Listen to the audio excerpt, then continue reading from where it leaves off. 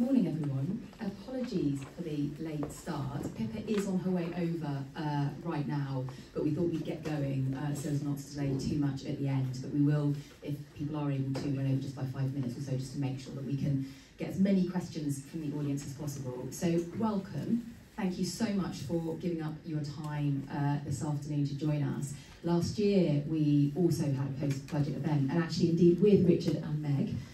We had Conway rather than Pippa last year, and it was brilliant. It was fascinating. It was a lively discussion. We had great questions from the audience. So I'm sure these guys are going to live up to the last year's, and I hope you guys do as well with your questions. So get thinking now about what you want to know.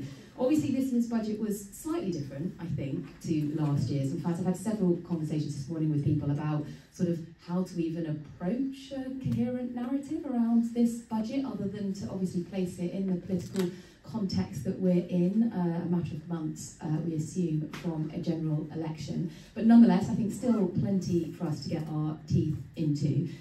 I will just, again, repeat, we have a fantastic panel. Obviously, Richard Hughes, head of the OBR, who everybody will be very familiar with now, given previous budgets and challenges around some previous PM's analysis. So brilliant to have you here, Richard, this morning. Obviously, Meg Hillier, who, as well as obviously being a long-standing MP, former minister, chair of the all-powerful PAC, Public Accounts Committee, but perhaps most importantly to us, also a member of our Reform Advisory Board. So very grateful to have Meg here, and we will have Pippa Crearar very shortly, as she's dashing on her way over, having got caught up, who is political editor of The Guardian, will be able to provide, obviously, that's kind of a particular sort of media political context for us. I'm going to have the joy of being able to ask the first few questions, so I'll do a chunk of sort of in conversation with our panellists first, and then I will open it up to questions. As I say, please do get thinking what you would like to know. The budget was actually pretty broad, everything from new devolution deals to NHS productivity to tax cuts to investments announced in terms of kind of economic growth, lots of stuff in between. So I imagine we've got quite a cross-section of people with different interests. So if I don't get to your particular interest area in my conversation section, then obviously you can ask our panellists about it when we come to Q&A. So I'm going to start, Richard, with you if I may. Obviously, one of the biggest elements now of a fiscal event is the OBR analysis, which is actually, I have to say, for us at Reform Think Tank, the first document we go to, even before the Red Book, because that is where the small print is. That is where the real analysis is, rather than the spin, perhaps, that the government wants to set forward. So I wanted to ask, as an opener, we've had your brilliantly expressed scepticism about the public service departmental budgets already, but in terms of the forecasts, and given the volatility, given the uncertainty, just the geopolitical context, how confident are you in the OBR's forecasts around things like productivity increases, GDP growth, you know, all those things that you have to lay out that the government then can claim lots of things off the back of? How much should we rely on those being accurate? Well, thank you very much for the invitation to be here. Thank you for the kind words said about our output, which will mean a lot to our hard-working staff who produce it.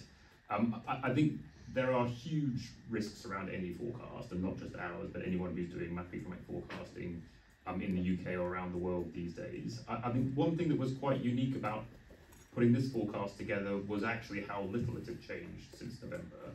But I think that's more a reflection of the fact that only 3 months had gone by, and only so much can happen in a 3-month period, than necessarily to say that the world has somehow become a more certain and less risky place. Since I took up the job at the OBR in 2020, almost every forecast has been hit by some kind of shock. You know, be it the pandemic or be it the war in Ukraine, really changing some fundamental parameters that we are just used to being fairly boring in our forecasts. You know, we got used to inflation being close to target for decades, and then suddenly it was going up into double digits. We got used to interest rates being very low. Suddenly they shot up in the second half of 2022. And so those things can drive very big changes in the fiscal outlook from one forecast to another. And what was notable about this forecast was that our growth forecast was more or less unchanged compared to the one we did in November, and our fiscal forecast was more or less unchanged compared to the one that we did back in November. The sort of famous headroom number had gone down from 13 to 12 before the Chancellor announced his policy package. But as I said, that was basically because we had not had very much data since November. We learned two very important things about the macroeconomy between November and now. One which was positive from the point of view of growth and public finances, at least in the near term, and one which was more disappointing.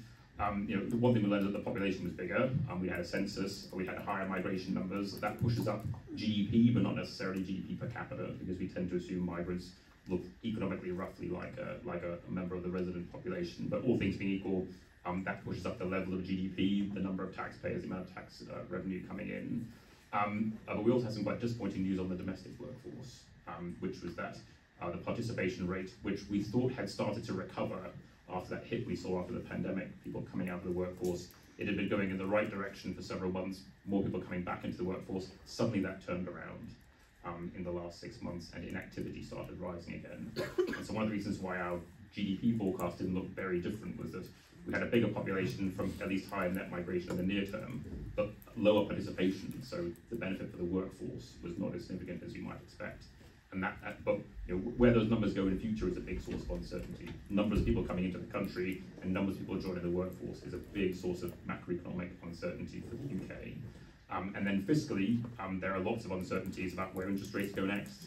They're relatively high, at least by historical standards at the moment. Markets are expecting them to come down, but that's very much contingent on the inflation outlook. And then at the heart of all the uncertainty in our forecast is what happens to productivity, output per person, and just very small changes in assumptions about productivity growth can be enough to completely wipe out the Chancellor's headroom. In just 1 year, it takes 0.3 off the growth rate to wipe out the government's headroom in the target year. So very small changes in your assumptions about the growth in output per worker can mean chances of meeting anything that sort of. And I just want to very quickly ask you a follow-up about the fiscal headroom, because which I'm sure everybody in the room read page 130 of the OBR forecast, just as we did. And on page 130, I hope it was 130 now, of the forecast, I'm sure you know off by heart, exactly. It points out that, yes, the fiscal headroom that allows the Chancellor to claim that he's met his fiscal rules was 8.9 billion, I think it was. But actually that's assuming that the duties on fuel go back up, and also the cut to the duty is reversed. And if we don't assume that, and I'm sure you could tell me how often... not since 2011. There we go. So not since over a decade has that been true.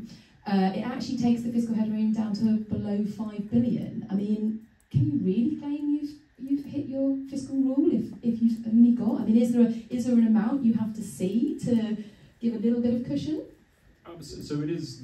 People think that £9 billion sounds like a lot of money. It is. We've got a £3 trillion economy. We've got £3 trillion worth of debt. Tax revenue is £1 trillion. Public spending is roughly £1 trillion. So this is a very small number. And I think the smallest ever we've had. Second smallest after Jeremy Hunt's budget this time last year, which was £6.5 billion. So, and there's a general message there about chancellors run the public finances increasingly close to the wire, and it takes only very small changes in either the policies which they mean to implement or changes in the wider macroeconomy to wipe these things out. This is 0.2, 0.3% of GDP worth of headroom when you've got debt that's at 100% of GDP almost nowadays. So this is a tiny amount of margin for error when you're dealing with a macroeconomy which is very, very volatile these days, and a big stock of debt sitting on top of that. Thank you so much. Meg, I want to come to you, and then I'm going to come pivot to you about more of the kind of politics and the sort of what this means in an election year. But Meg, in terms of the substance of the budget, I mean, as I said at the start, it felt a bit like a mishmash of lots of different things, but there was an overriding theme around productivity, and that was the narrative, that was if you could say there was a narrative to the budget, the NI cut would get more people into work, or people in work working more hours, we've got the NHS productivity, the 3.4 billion investment. How compelling or convincing did you find that? And as someone who, productivity is a big or a lot of the elements that go into productivity will be big elements of the things that you're looking at day in, day out at PAC. Did it add up for you?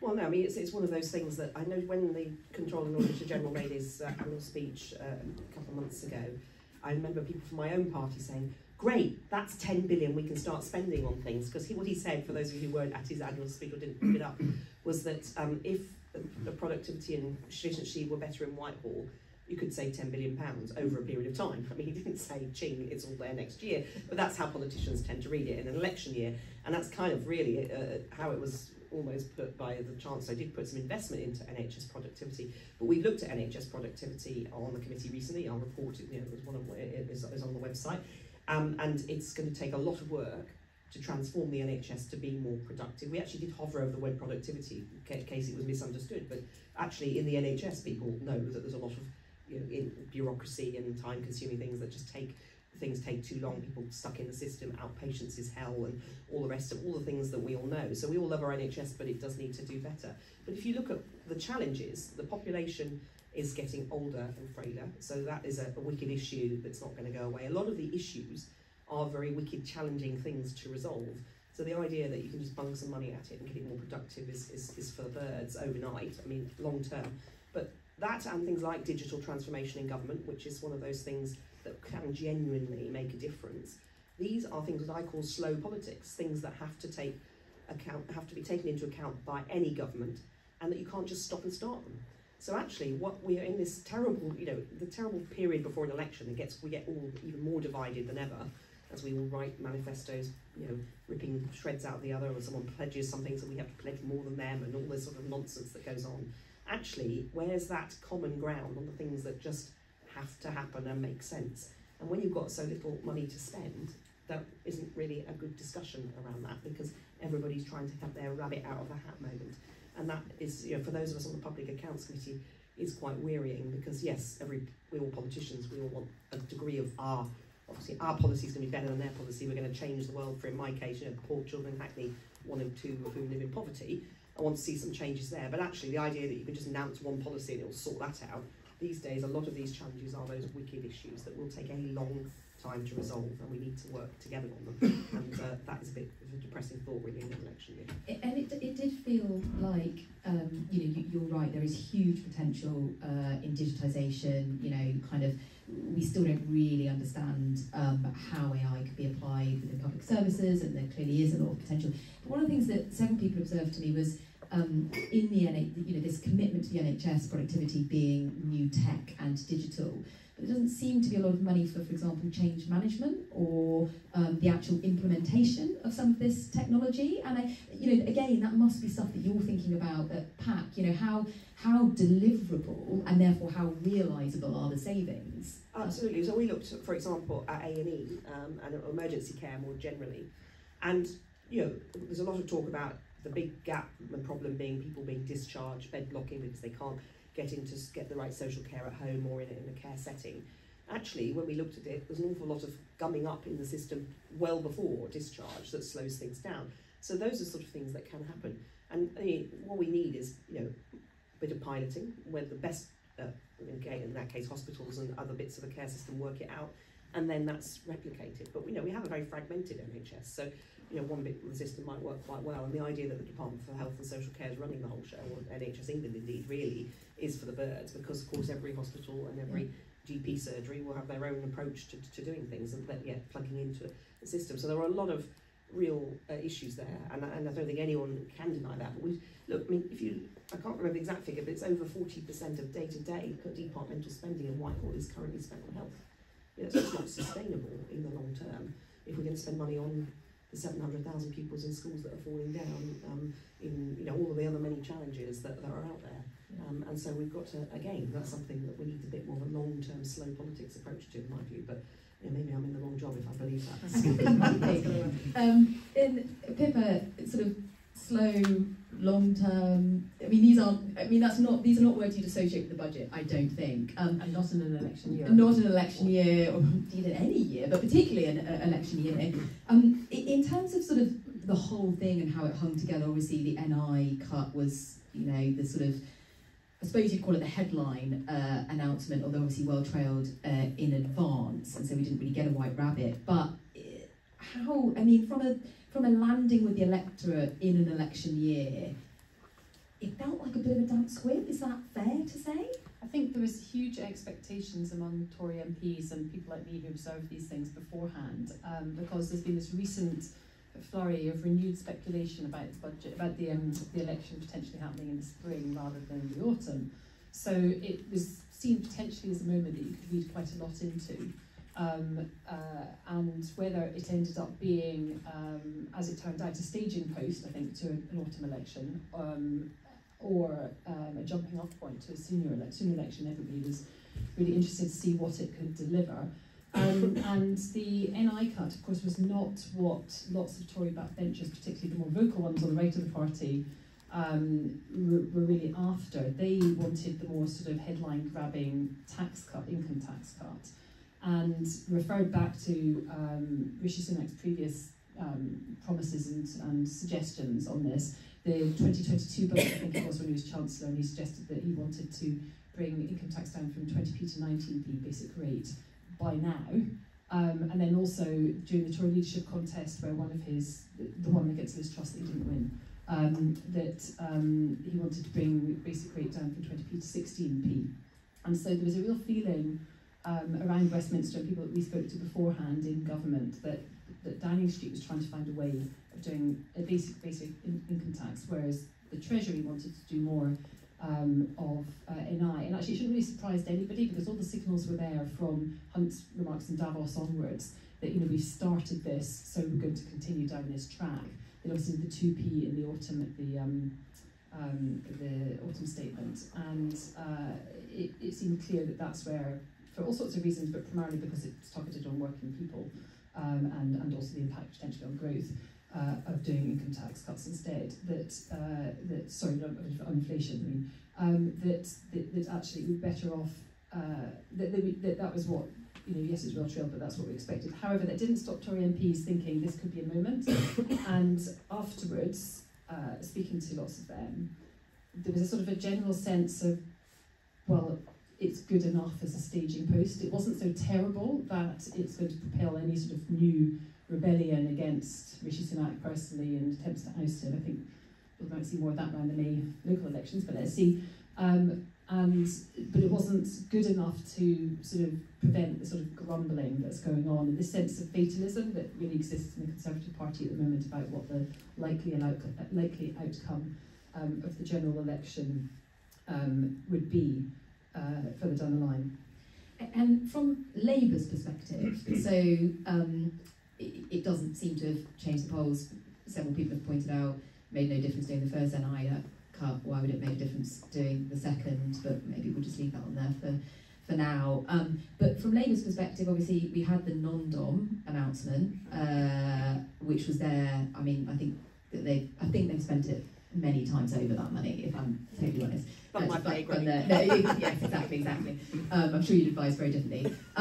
But we've now had Shadow Chancellor, probably likely, Senior Chancellor, coming out and saying, oh, well, we'll just have to find the money from somewhere else. And so it feels very much though that Labour are just continuing with the same narrative that the Conservatives have got. It doesn't feel like that, you know, the budget potentially could have been a moment for, I guess, to provide a bit of clear blue water, maybe Labour to say, well, actually, we still think these things we're pledging are really important, so we will, you know, we'll spend a bit of money because we think they'll change things. But it felt like Labour were on the back foot off the back of it as well. So I think the two areas where there's potential issues for Labour spending plans were, of course, non-doms, but also the windfall tax and oil and gas.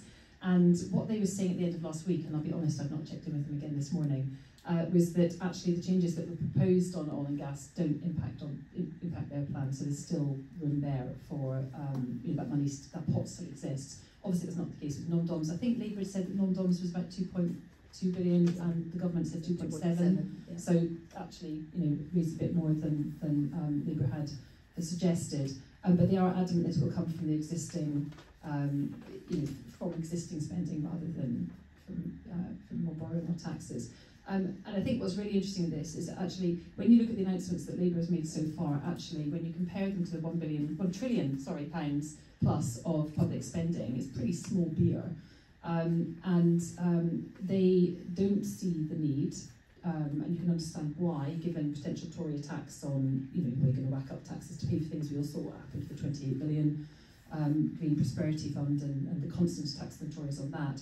I think that they recognise that, their approach is to hug themselves as close to the Tories as possible, to actually have as little clear blue water, as you say, because they don't want those dividing lines, because the voters that they're targeting at the election, the type of people that they believe need reassurance, both in terms of national security, but also crucially in this respect, economic security, and they kind of feel that they're on the right trajectory with them, even if it's disappointing to people that might want bolder, more radical plans and proposals. So it's the caution, the sort of safety first approach, if you like, hugging as close as possible, all sort of against the backdrop of, well, we need to get in first before we can do anything. And then just quickly, one other thing is, and the IFS actually picked this up last week, is that we've got future spending plans, public service spending plans, which sort of bake in, probably already touched on this, but you're baking in effectively real terms cut to unprotected departments by the end of the 5-year period. And neither the Tories nor Labour are sort of really being honest about how they would tackle that and how they would deal, what their plans would be. It's almost like a conspiracy of silence that they want to wait until after the election and worry about it at that point. And I personally think that is not transparent and not fair on voters, so we're going to be doing our best to try and find out what the plans are this side of the election rather than leaving it till later. And I think we'll all be very pleased if we can hear more about that. I want to pick up on that, and then I want to come on to you mentioned national security, and perhaps you can come on to what wasn't in the budget and what we might be expecting over the next few years. But Rich, I did just want to come back to that point about the departmental spending plans. I think it was actually, I know obviously the select committee recently, you suggested the plans might be a bit fictional. I actually think it was our budget event last year that you first said those words, so I'm going to claim that as the first here. So hopefully you'll come up with something equally as striking to say, but yes, exactly. But the departmental spending plans, Pippa makes a point there, which you made, Richard, that, 2 billion here, 3 billion there, it is changed behind the sofa in the context of the massive trillion spending envelope. But actually, that's still quite a lot of money to find in a single departmental budget that's already very, very pressurised. You think of the unprotected, which you make the point of, the various unprotected departments, and they're already pretty squeezed to the bone. Again, kind of, if you look forward and think about doing this in a year's time, what would you be looking for there with the departmental spending? I think it's right, both what the IFS has said and what people would say, that there is an imbalance in terms of what we know about the government's fiscal plans. In that they have very detailed plans for the tax side, plans for NICs, plans for what they're doing with corporation tax, plans for energy companies, non-DOMs. Beyond March next year, we know basically virtually nothing about their plans for departmental public spending. They just have an overall envelope for 4 out of the 5 years on the way to their fiscal target for total public spending. And I think one of the things which our forecast showed was that how that has been eroded both in real terms by higher inflation and also in per person terms, but in fact the population is turning out to be much bigger than we thought. And so its real spending power per person is now more or less zero growth over the next 5 years. And it's certainly the case that I think any government is going to need to find efficiency savings and productivity improvements within public services in order to remain within its fiscal plans. And that's just in the nature of having an aging population and more demand being put on those services and a shrinking tax base. And so just on that, forgive me for interrupting, but pretty heroic efficiencies and productivities, presumably. We're not talking, let's nudge it in the right direction, to actually deliver the sorts of public services the public expect. We're talking game-changing increases in productivity. So certainly big changes. One thing that might give you reason for optimism about the future is that we've seen big falls in productivity recently, and so at least we knew how to get this level of service out of public services a few years ago. So just going back to that would be an achievement, I would say. But going forward, it's not going to be enough, certainly. And you're going to need to see the kinds of levels of productivity growth in the future that you haven't seen in the pre-pandemic period. But I do think it's going to be essential if you're going to maintain service standards with growing pressures on public services. I think one thing that's notable about the government's productivity plans that they announced was that they were focused on the departments that are in the protected category. So in some sense, they're great in terms of improving service quality, making sure that those services can continue to deliver in the face of growing pressures on them. But what they don't do is release cash in order to support the financial needs of the unprotected departments, which are the ones that are likely to see, if you believe the current envelope, kind of real cuts in their budgets. Because especially where governments have targets like we're going to spend 2% of GDP on defence, well, doing that more efficiently allows you to provide better defence, but it doesn't allow you to take any money out of the defence budget because you're committed to spending 2% of GDP on it. And I think the NHS also falls into a category where, based on the NHS workforce plan and the IFS's assessment of its financial implications, is likely to continue seeing real growth in its budget.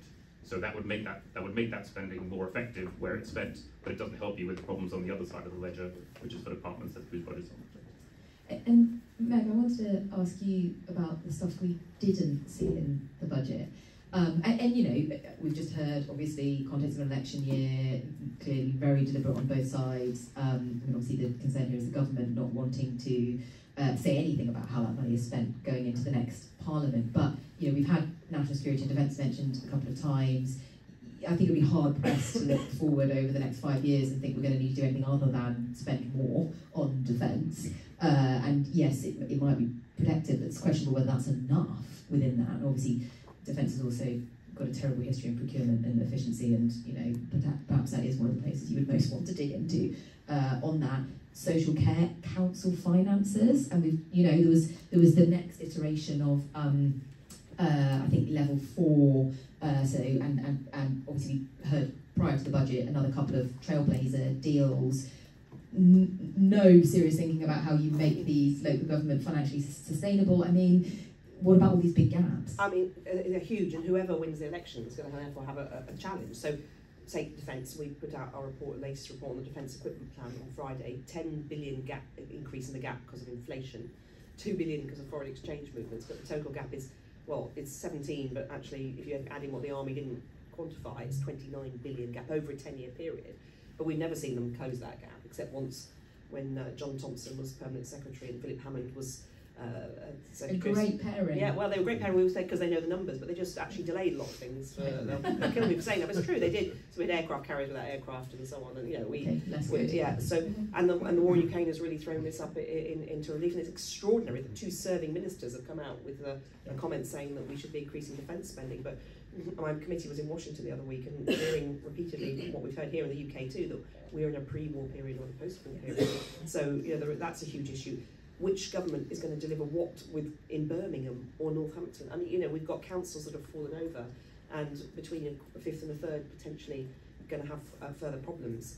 My own borough, you know, Inner London's quite well resourced, and my mayor won't like me for saying that, but it's true compared with Outer London and some of the small districts, for example. But the district councils are going to really struggle. So, and any council with big social services. So you've got a really big problem. And if you look at the timing, there's supposed to be a spending review in November or thereabouts. They never give you an exact date, but that's when it's expected. Well, when's the election likely to be?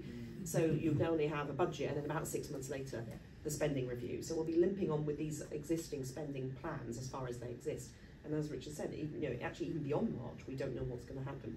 And just if I could just, as a Labour MP, for a moment say the challenge of opposition is that it is actually really hard. I mean, I've been going through the accounts and the budget lines, doing that sometimes with some of the front bench teams.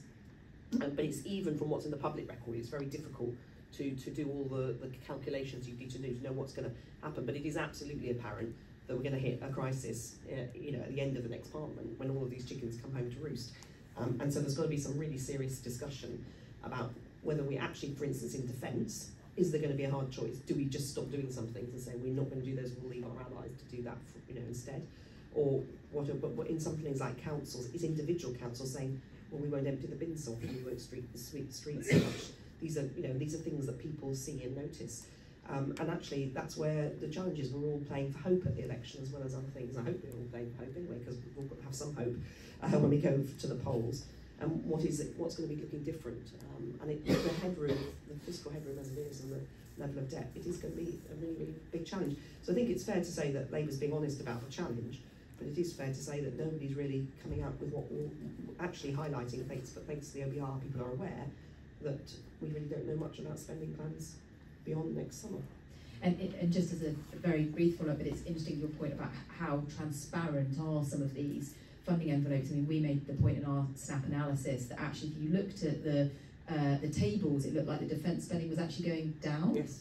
And then the Ministry of Defence had to come out on Twitter and say, oh no, that's not right, we've got some other money elsewhere. And you just sort of think, how are we, to your point, Meg, how possibly could an opposition be planning when, you know, so... Can I give you some examples? Sure. So, for example, the one that always surprises people, how many nuclear submarines have we decommissioned in this country, ever? Decommissioned. Anyone got a guess? Zero, exactly. Zero. Not one. So it costs, so we've been looking at this, never fear, there is a plan. By 2026, the first one will have been decommissioned. And then they'll have a plan to do the rest. And the problem Wait, is that on course though, 2026? Well, yeah, well, we're going to have another look at it, of course, because we keep an eye on these things. But one of the why it's become a critical issue, so for years no one really gave a damn. A few nuclear submarines rotting in Plymouth, the Plymouth MP, the Rosyth MP, Barrow MP, and the Public Accounts Committee and Defence Committee. Yeah, there's a handful of us who really care about this. But the problem is, the longer you leave them rotting, the less space there is to do the maintenance of the existing fleet, the building of the new fleet, although they're being built in Barrows, that's slightly different, but also with AUKUS coming down the line, you know, a major big plank of the Prime Minister's pledges, that's another pressure on submarine space. So we don't have space to park them, so you're going to have to do this. It's not something that you can put off, and a lot of these big nasties, as I call them, have been left by governments of decades, not just this most recent government. You know, Sellafield's another example of things, nasties left. And so it costs £96 million, roughly, to decommission the first submarine. That's from 2019 prices. So we haven't gone back and looked to check on target. And so that's about £500 million, £500 million, estimated total cost in 2017 prices to maintain retired submarines over that period from 1980 to 2017. So, you know, this is a lot of money, you know, and then, so that's 500 million, £500 million, but we're talking about, what, 2 billion or so on 2.7 on the non-doms. I mean, you know, this is quite, these all, I've got a whole list, but you know, you add them all up and there's an awful lot of things that whoever wins the election is going to have to suddenly confront and deal with, and you can't keep putting it off. Yeah, exactly.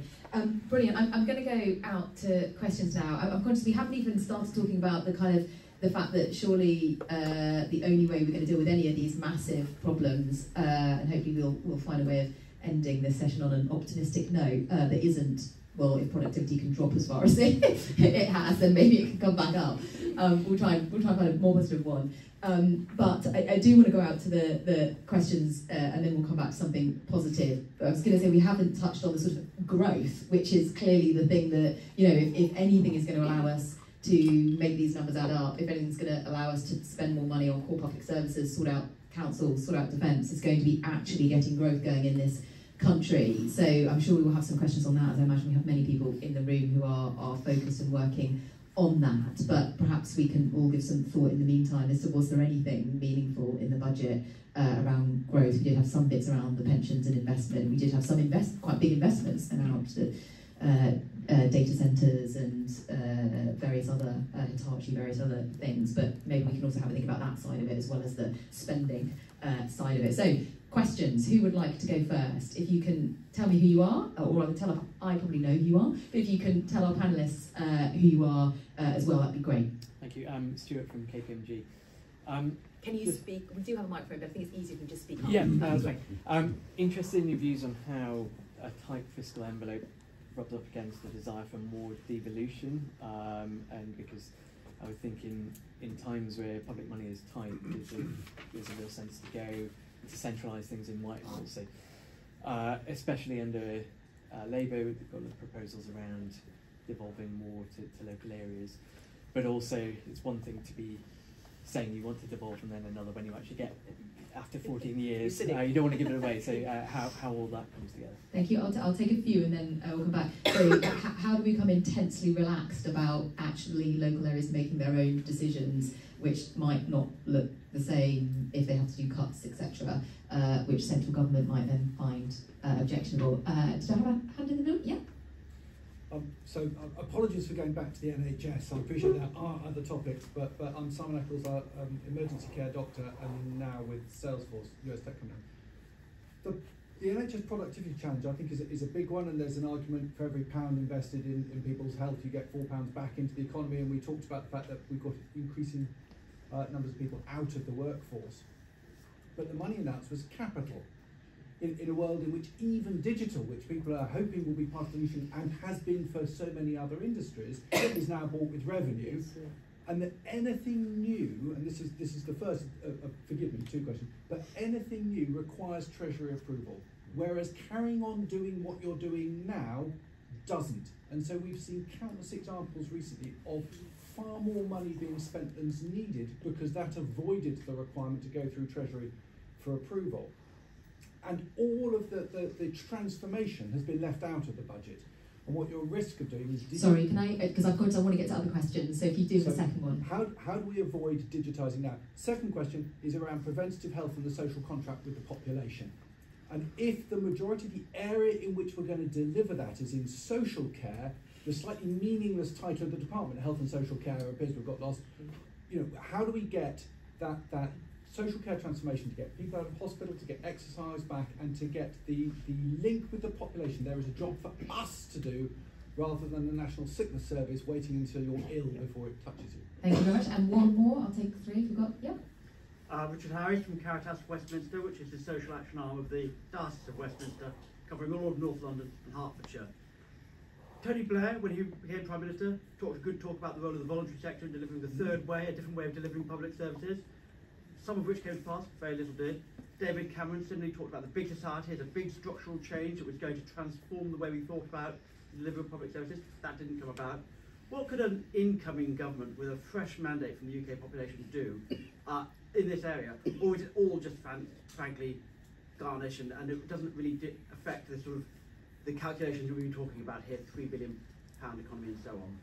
Thank you so much. Okay, so our first question, is devolution really viable in a tight fiscal environment, which I suppose I'd slightly translate to everyone wants to let things go until suddenly they're still held accountable for it, and the council decides to stop the regular bins, but it's the MP that takes the flak for that. Pippa, do you want to come in on that? Yeah, well, no, I think that if growth is going to be the focus post-election, and certainly as far as Labour's concerned, it's pledged to have the fastest growing economy in the G7, so some others may be better equipped than I to determine whether that is actually possible. However, if you are going to do it, then you need to make sure that that growth is right across the UK, in all different parts of England, and then also the separate nations as well.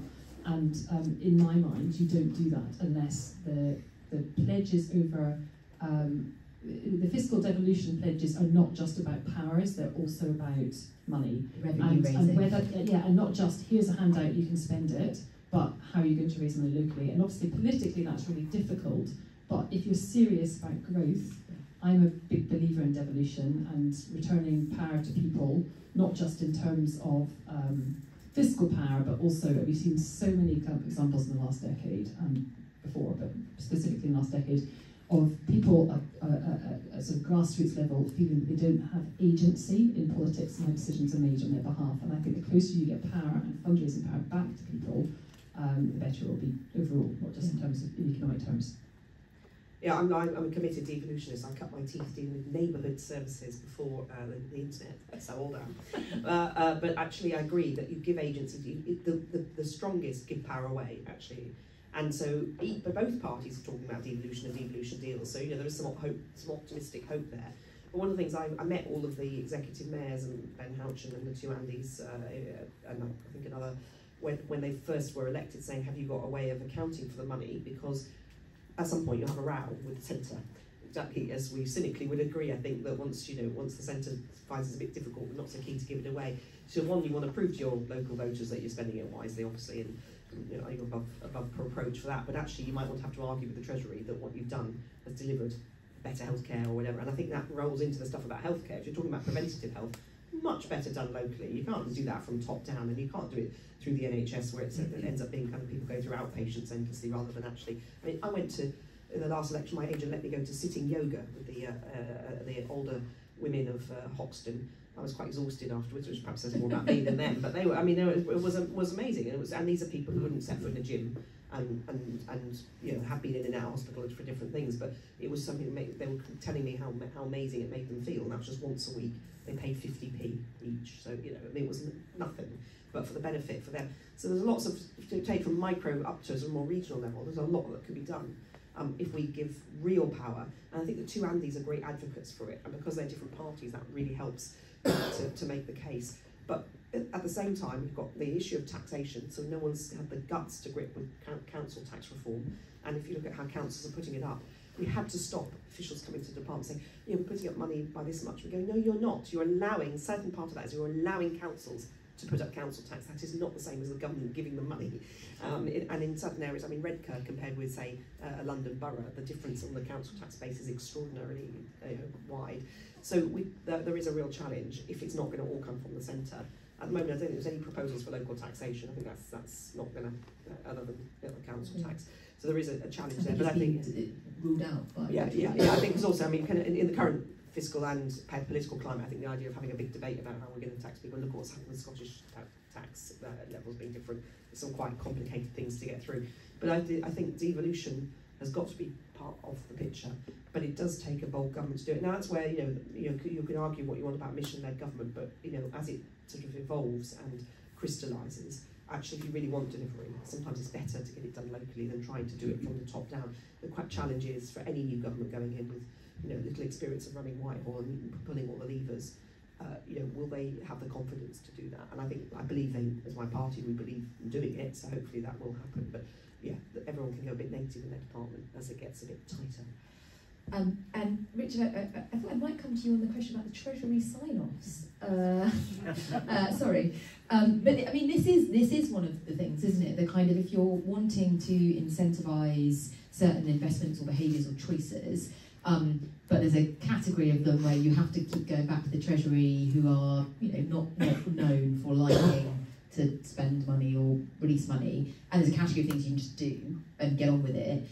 That actually does create an issue, and particularly if you're having to do complicated business cases and the whole time, which is phenomenally time-consuming in and of themselves to not necessarily even then get it over the line. I mean, that is a problem in the way things are constructed. Or would you say actually that's just good, healthy public spending management? There's always a balance there. I think it does come back to the planning horizon point, which is that if you're in an annual budgeting cycle, departments are always reluctant to offer up savings because they just know they're going to lose it. Whereas if you give funding certainty over extended periods, be it 3 to 5 years, there is more scope to do things which cost a bit of money in the near term, but from which you can extract dividends in future, which not just make the service better and better value for money, but also help to create some fiscal space for other decisions to get made in later years. So I do think it's there's a reason why countries have tried to get out of the annual budgeting cycle as the only way in which they make financial plans, for precisely this reason, which is that anything which only pays off over a 3 to 5 year period never gets done, and you just end up sort of doling out money but never seeing any medium term returns. There is even in a spending review envelope, so even if you have a longer, I mean, let's say 3 years, I think we could all argue about whether that's long enough. I was struck, there's a brilliant, I'm sure all of you as avid readers of The Week, which is Reform's weekly output. If you're not signed up, do, because you're missing out. But I was very, very excited about Lord Willits's independent review of business case processes and approvals in DCIT. Sounds wonky, I know, but actually it's one of the best outputs I've ever read, not least because it was short and punchy. But it said that a business case approval in DCIT, and okay, it's R&D and it's big money and what have you, what have you, but the template alone is 40 pages. That's just the template. The average length of a business case is 249 pages with 10 approval levels, often involving more than 20 people. That's within a spending review. You know, you've already been given the money, right, to spend on stuff, and then you're still having to come back and go through that sort of process. I mean, talk about growth. How on earth are we going to get growth if that is how we're treating our science, tech, and innovation section? Yes. Sorry, that's hard. I used to work in the Treasury. I should probably bear some responsibility for how things are done there. One thing to bear in mind is that oftentimes more and more things get loaded onto the business case process because people want to see a lot of different things from their public services. They want to tackle environmental problems. They want to tackle inequality. They want to tackle regional differences. And then all this stuff ends up getting loaded onto a system which is trying to make a very simple decision and suddenly make it very complicated because you have to consider all these different angles. And I think that there are, within these systems you do put in thresholds to say, look, below a certain amount of money, there are some things which we're just not going to worry about. But for big projects, like big infrastructure projects, you do have to worry about these sorts of things. You have to worry about where they're going. You have to worry about the environmental consequences of what they do. If any of it's plausible, given our experience of major project delivery. And so in some ways, you're spending a lot of money, you should probably think through what it means for a lot of different aspects of public life. Good, I'm glad that we have the Treasury defence as well. Can I just chip in there, actually, defence of business cases, because, much as I'm a politician, there can be, let's be honest, optimism bias is an issue for both the civil service and politicians, and we all want to make big promises, so actually you have to have some mechanism, but I agree that we see too often on contracts and so on, business cases, but layer upon layer of things added in that aren't actually about the delivery, but they're to sort of stop something else going on. And actually, sometimes I was saying think a little bit more Shoreditch than Whitehall. I would say that's Shoreditch MP, but sometimes you could just got to go for it, fail fast, and then pull away. And that could be, in some cases, especially for smaller amounts of money, for big projects, much more difficult. But the Infrastructure Projects Authority under Nick Smallwood's doing a great job. I think there's a real desire to see these things work. The key thing is, I think, any new government coming in has to have absolute clarity about its big capital programmes and projects and focus and once it's decided on a way forward, it just needs to stick to more or less to the trajectory, because it's the chopping and changing that really costs time and money. I'm going to come out for another set of questions, but I just very quickly want to pick up on Richard's question, and I was going to ask Pippa you about this. So we had the third way, we had big society. Is it just not a sellable to the electorate kind of agenda? Is it just, to the electorate just, if Labour now were to come up with an equivalent which was about sort of civil society, third sector, would people just slightly roll their eyes and say, well, that's just about, doing the state doing less? Is that the issue I here? think there's an awful lot of voter cynicism, unfortunately, and while you all know, and we all know, that the third sector plays a crucial role in delivery of many services, and one I think probably doesn't get enough recognition, public recognition. As a sort of an electoral sell, I think it's very difficult right now, not least because most recently we had obviously the big society, which then became barnacles on the boat, and Linton Crosby suggesting that we need to sort of focus on the key issues and what voters cared about most. Look, I think we're going to see a really pared back campaign this time from both main parties. Ultimately, it'll all be about the economy. If organisations like yours can persuade the parties that part of the delivery has to be by sort of widening the net, then that's a good thing. But I think we should probably manage our expectations this side of the election, I'm afraid. Okay, I'm going to very quickly take two last questions. If I can ask you to be very quick in your questions, introduce yourself and just straight into the question. Thank you. Yes, Martin Wheatcroft. I'm an advisor and author on public finances. The budget is supposed to be, technically, the budget for the coming financial year. 1.1 trillion of revenue, 1.2 trillion of spending, with a deficit being the difference. And in the budget, we got about 20 or 30 announcements of tiny amounts of money, including 5 million for village halls, which was brilliant. £500 per village hall. How do we get the budget to actually focus on what it's supposed to be, which is that 1.2 trillion of spending and 1.1 of revenue? As you said, there's more on the revenue side. because it just seems to me that, you know, as somebody who's been involved in budgeting Thank in you. business, just very strange. Sorry. Great. No, it's a great question. I'm going to come back to Richard for that. And I think I saw the lady in red.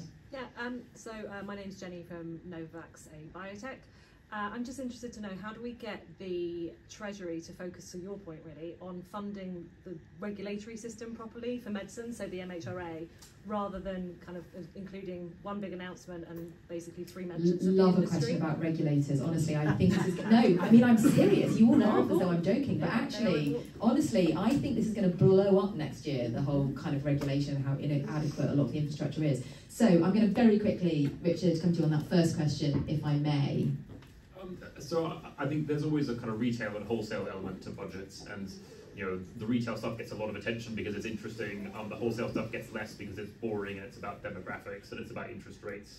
I think that there are other occasions in the British political cycle which in many ways are as if not more important than budgets, which don't get enough attention. I think spending reviews are one of them, because that is when governments set out 3 to 5 year spending plans for half of public spending, including on lots of services that all of us interact with on a daily basis, like the health service, like transport. I don't really understand why those don't get the kind of press attention that budgets do, because they're huge decisions, big multi-year decisions, where governments set out their multi-year plans.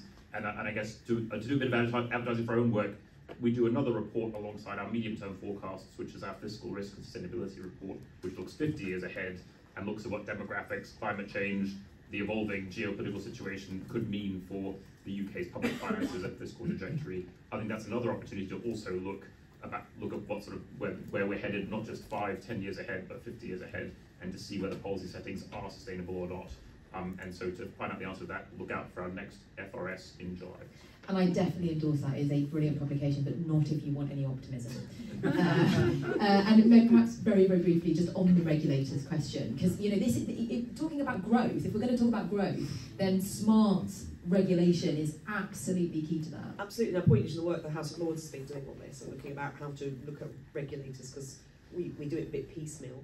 And I think that it is too often, so there's a bit of obviously a tendency, you know, anti-red tape and regulators seen as a bad thing by certain elements in politics at the moment. But one of the things I'd say is that any government coming in could achieve a lot if the work of regulators was tweaked a little here and there, they were supported properly, because that's one way of delivering on certain agendas without actually having to have major infrastructure change, major new legislation. And so I think there's an awful lot of body of experience out there.